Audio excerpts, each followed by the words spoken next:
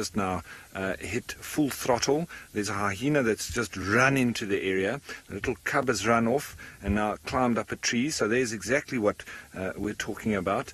There's Thandi. She's gone back up the tree with the steenbok. There's the cub up a tree as well. And this hyena now sniffing around the base.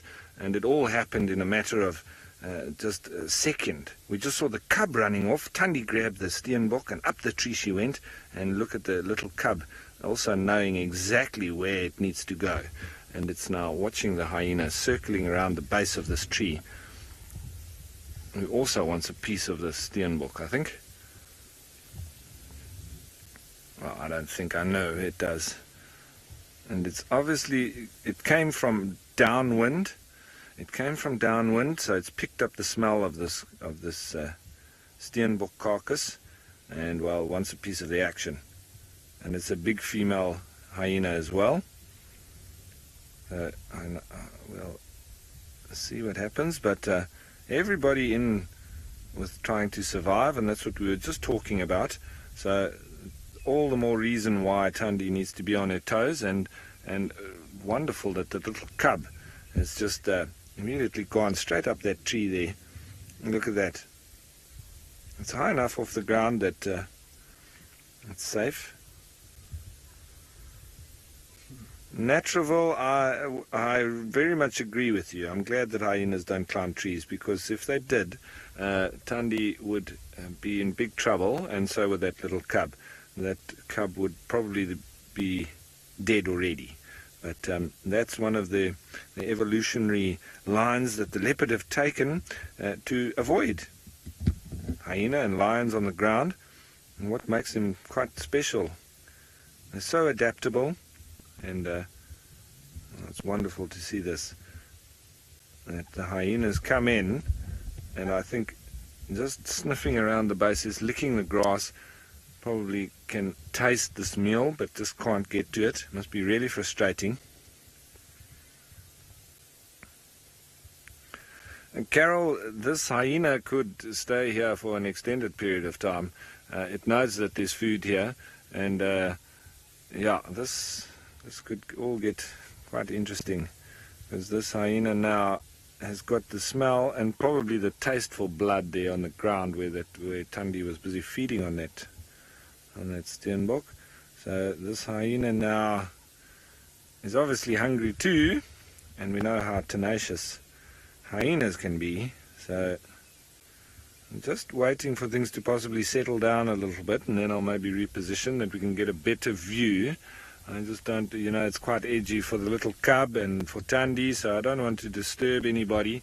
And well, the cub's still looking off from a distance there, but from a safe vantage point, I'm not too worried about that cub at the moment. But, well, this is the fights for survival that we were just talking about, everyone. I mean, this hyena now could potentially, attack Thandi if she comes down. It could kill the cub. It could steal the meal. There's anything that can happen. Or they could all, Thandi could stay up there, wait it out. She's going off onto the end of a branch there. I hope that it doesn't break. And, well, Thandi's killed a steenbok, which has taken it away from its little family. So, there's no discriminating in the bush and in the wild.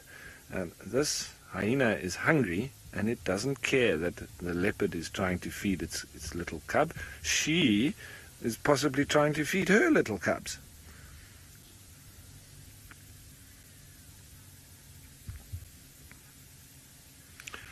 Granny Peg, I definitely do believe that Thandi would have a real fight if a hyena had to get hold of her cub.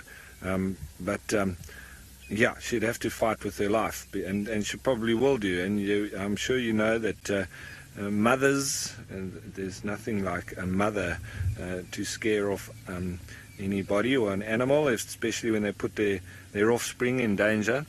This hyena seems to be wandering off a little bit. Maybe it's realized that there's not much chance in it getting any of the meat from that steenbok. Very interesting, eh? That little cub's still up the tree there.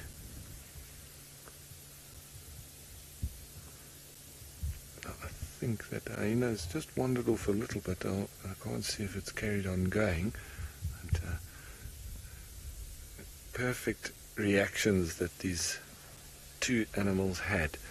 Thandi grabbed and jumped straight up the tree, and the little one bolted off and found its own little tree to climb up. It'll be interesting to see how it gets down. I don't know if any of you have ever felt the power of adrenaline.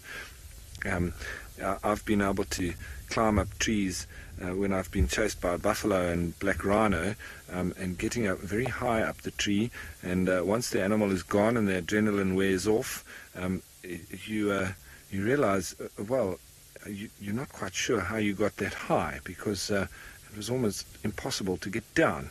So I hope that this little cub is able to get down.